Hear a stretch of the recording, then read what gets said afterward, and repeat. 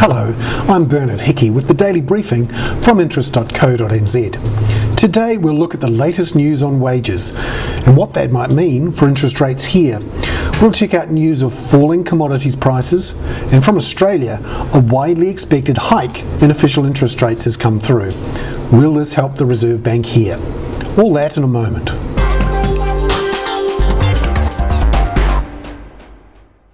Firstly, news that annual wages growth hit a record 3.4% in New Zealand in the December quarter. This was slightly above market expectation and keeps the pressure on our Reserve Bank to worry about inflation. Statistics New Zealand has released the December quarter labour cost index figures. Now they show salary and wage rates, including overtime, rose 3.4% in the December quarter from a year ago. This was the highest figure since the series began in 1992. It shows there is plenty of wage pressure around as employers struggle to find workers. It has to be no coincidence that this has come at the same time as figures for December showing immigration from New Zealand accelerated, and the exodus to Australia hit a near 20-year high in 2007.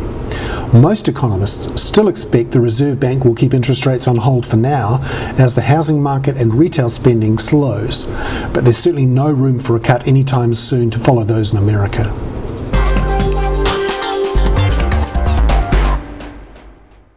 Meanwhile, there are signs the commodity boom that has helped boost our currency to nearly 80 US cents may have taken a breather.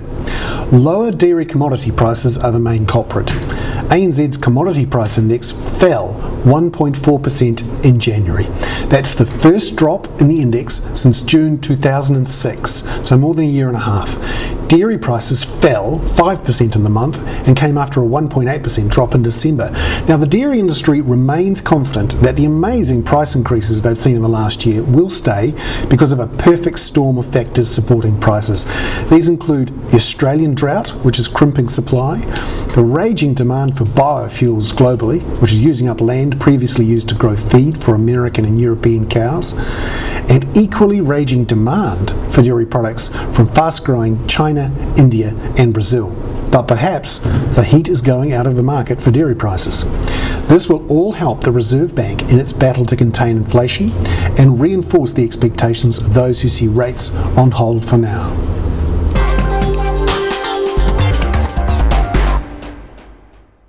And now news about interest rates overseas. Just when we thought the global trend was for interest rates to fall after the surprise slashing of rates in the United States in the last fortnight, the Australians have increased their rates. The Reserve Bank of Australia announced late on Tuesday it had increased its official interest rate by 0.25 percentage point to 7%. Australia faces a commodity boom and an accelerating housing market, along with relatively strong retail spending, higher wages and the effects of higher fuel and food prices. Apart from the housing market, these are the same pressures that the Reserve Bank of New Zealand faces. Reserve Bank Governor Alan Bollard said late last month he would watch Asia and Australia very carefully as he weighed up whether or not to hike rates later this year. This move in Australia means Bollard would at least have some company if he chose to raise rates.